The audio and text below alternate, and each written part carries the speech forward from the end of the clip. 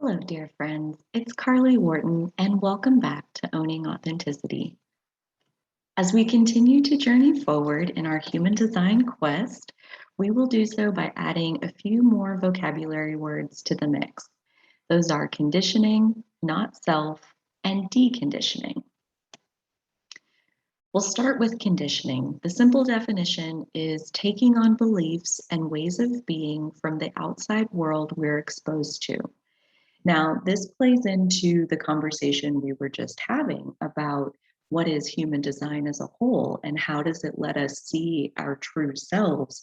So much of that is by witnessing when we are taking on energy and expectations and desires and goals. When are we absorbing those from the outside world?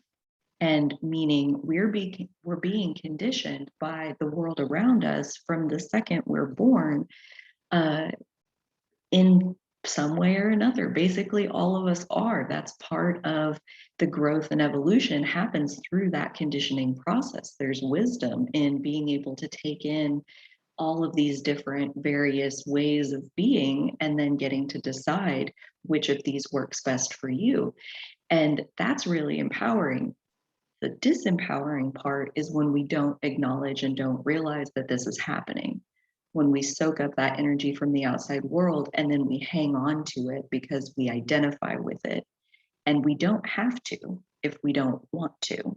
So, conditioning somewhat is also implying that this is the subconscious process, this is the unconscious process of soaking up that energy and not being aware that that's going on. And when we do that, when we soak up other people's energy and try to live according to what we're getting from our environment instead of our true selves, that is what leads to not self. Not self is a human design term to describe behavior. My simple definition, these are, I don't know that these match exactly what the quote unquote human design textbooks would say, but I'm trying to simplify it. So my not self simple definition is how we behave when we are out of sync with who we truly are, who we intended to be. And we get out of sync by following conditioning that we've absorbed from others. So if our parents condition us from the second we're born. If they are, they have beliefs and ideals about being a hard worker and being this and being that and striving for blah, blah, blah, you have a stronger likelihood of sharing those beliefs simply because they're normal to you. They were normal to you growing up. That's a perfect example of conditioning. And now, a good example, my parents are very hard workers. I grew up thinking hard work is what makes you successful, that you have to work hard, blah, blah, blah. And my human design chart does not support that as a lifestyle choice. So I'm not built for working hard. I'm built for little spurts of energy spaced over, long periods of time with long gaps of rest in between. That's my style of energetic flow. And so trying to keep up with their idea of working hard, it nearly killed me multiple times because that's not who I am. I was living up to their conditioning instead of following my true self.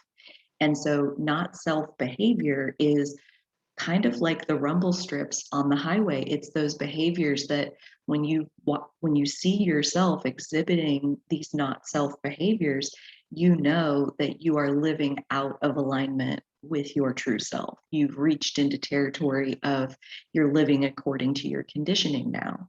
And there's nothing wrong with that. There's nothing like, catastrophic that's going to happen immediately. But when you do it for long enough, it leads to burnout, it leads to chronic fatigue, it leads to depression, it leads to suicidal ideations, it can lead to suicide attempts.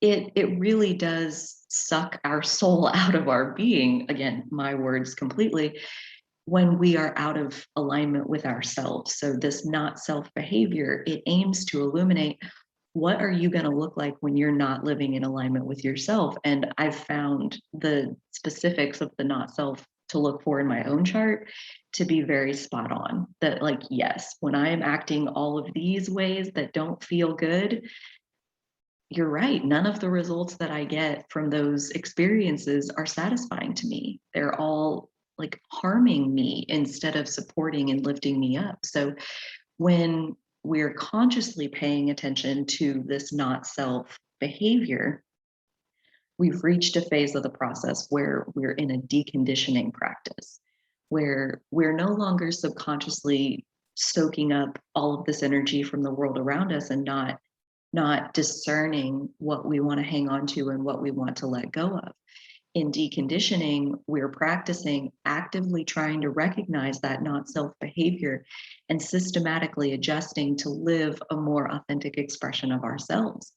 Like, when I realized that I'm not built to work hard, that had its own process of unfolding where I had a lot of my self esteem, I had a lot of my value structure built around the idea that hard work is what makes you successful. So, deconditioning myself, meaning letting go of the drive to work 12 hours a day, every single day, letting go of the prestige of being able to say things like, yeah, I work 60 hours a week. Um, it was insane to me how much, like, so much of my value system was wrapped around getting the little hits of ego satisfaction from being able to say things like, I'm working 60 hours a week. There was like almost a point of pride in that for me, that it was absolutely unhealthy. It was me proving myself to other people instead of caring for my own health and well-being. So deconditioning it's a really nice term, and it's absolutely a practice that I subscribe to, trying to recognize when am I living according to my conditioning instead of my true self.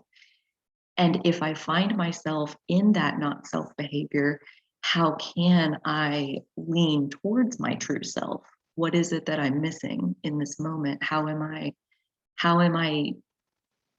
how should I pivot to move back more towards the direction of who I really am? So, that all to say that I also personally believe that deconditioning is likely a process that takes the rest of your life. I was watching a video yesterday from someone that had been like in the human design experiment for 9 years, and she's like, I feel like I've only started to scratch the surface of my deconditioning. Like, I'm really able to witness how deep that conditioning runs. And it is like what I described with, this conditioning around hard work. It was penetrating everything. So getting rid of that idea that I needed to work hard, it was so much more complex than just, oh, I should take it easy. Like, there was shame around taking it easy. There was like calling myself lazy. That didn't feel good either, because I was being hard on myself for being who I really was. So there's so much of those kinds of ripple effects and untangling that happens when we step into this role of practicing deconditioning ourselves to try to uncover the truth of who we are. It's always there. It's just under the layers of the conditioning that we've soaked up in the time that we've been alive. And there's nothing wrong with any of it. Like, that's a big piece to always leave us with, is it's all in the perfect time. We all go through what we need to go through so that we can grow and evolve how our soul intended when we chose to come into this life. So it's not ever wrong. It's just different stages of the evolutionary process. And where we are now, if you're here, if you're listening to me talk right now, we're in the learning phase. We're in the growth phase, the learning from what we went through and improving as a result stage. So that's a very empowered place to be. And I thank you for being here with me. It's an honor to share this space with you. Like I say, if your curiosity's piqued, keep watching. Until next time, dear friends, you take good care.